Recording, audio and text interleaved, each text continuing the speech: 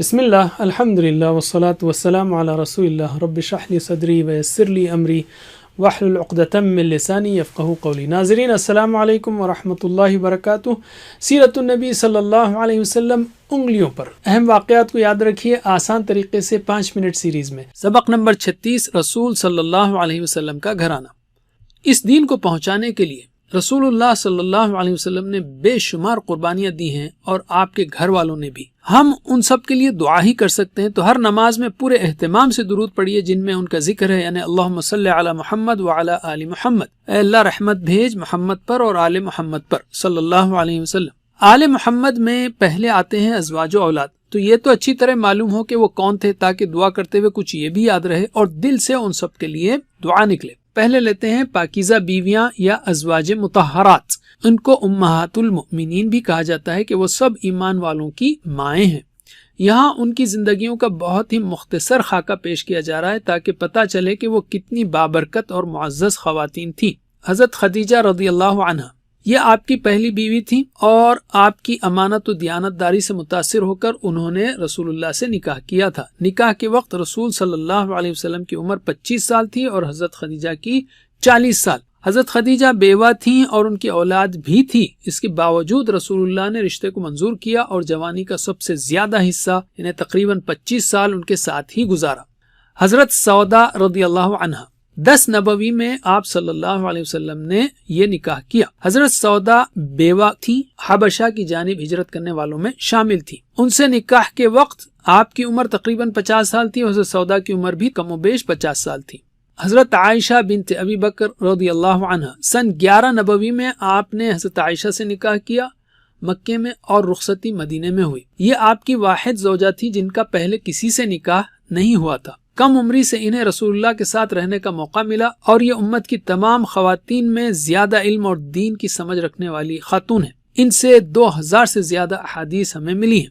حضرت حفصہ بنت عمر رضی اللہ عنہ سن 3 ہجری میں آپ نے حضرت عمر کی بیٹی حفصہ رضی اللہ عنہ سے نکاح کیا۔ یہ بھی بیوہ تھیں۔ حضرت عمر رضی اللہ عنہ اپنی بیٹی کے بیوہ ہو جانے کی وجہ سے کافی پریشان تھے، تو آپ نے ان کی دلجوئی اور مدد کرنے کے لیے نکاح کیا۔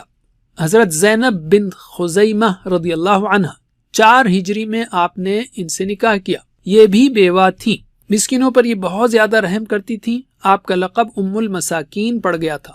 حضرت ام سلمہ رضی اللہ عنہ شوال 4 ہجری میں آپ نے ام سلمہ سے نکاح کیا۔ آپ حبشہ کی جانب ہجرت کرنے والے مسلمانوں میں شامل تھیں اور بیوہ تھیں۔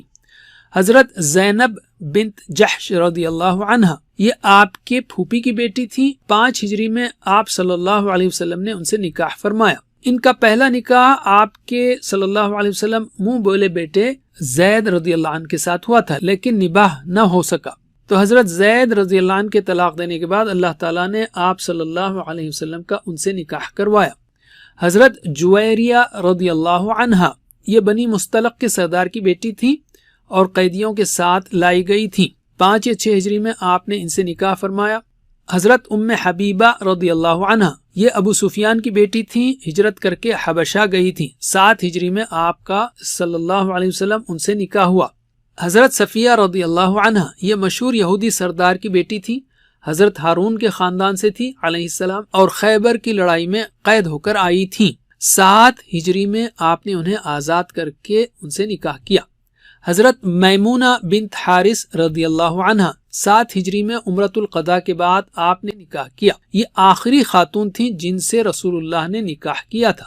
آپ صلی اللہ علیہ وسلم کے ازواج کے بارے میں جو اعتراضات ہوئے ہیں اس کو ہم اگلے سبق میں بیان کریں گے انشاءاللہ۔ اب ہم لیتے ہیں آپ کی کنیزوں کو یعنی باندیوں کو۔ آپ کی 4 کنیزیں تھیں جن میں 2 مشہور ہیں، حضرت ماریہ قبطیہ رضی اللہ عنہا اور دوسرے ہیں حضرت ریحانہ رضی اللہ عنہا۔ آپ کے بیٹے اور بیٹیاں یہ سب حضرت خدیجہ رضی اللہ عنہا سے تھے سوائے ابراہیم کے۔ تو محمد صلی اللہ علیہ وسلم کی پہلی بیٹی ہیں زینب رضی اللہ عنہا، ان کے شوہر ابو العاص بن ربیع، اور دوسری بیٹی ہیں رقیہ رضی اللہ عنہا جن کی 3 ہجری میں وفات ہوئی اور ان کے شوہر تھے عثمان بن عفان رضی اللہ عنہ۔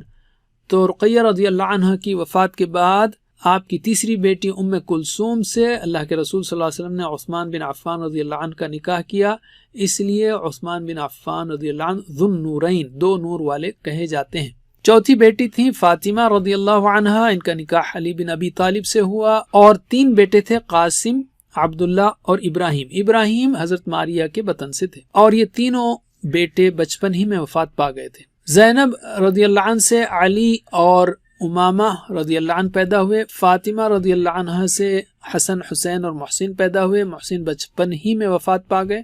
और दूसरे हैं उम्मे कुलसूम और ज़ैनब रदी अल्लाह अन्हा, ये 2 बेटियां। और फातिमा रदी अल्लाह अन्हा के बच्चों से ही ये सिलसिला आगे चला है। अल्लाहुम्मा सल्ली अला मुहम्मद व अला आलि मुहम्मद। आले मोहम्मद में अज़वाज और औलाद के अलावा आपकी सल्लल्लाहु अलैहि वसल्लम इत्तिबा करने वाले भी शामिल हैं। अल्लाह ताला हमें इत्तिबा करने वाला बनाए और सीरतुन नबी पढ़ने, पढ़ाने, फैलाने वाला बनाए। जज़ाकुमुल्लाह खैर। क्विज़ करना मत भूलिए। वस्सलामु अलैकुम व रहमतुल्लाहि व बरकातुहू।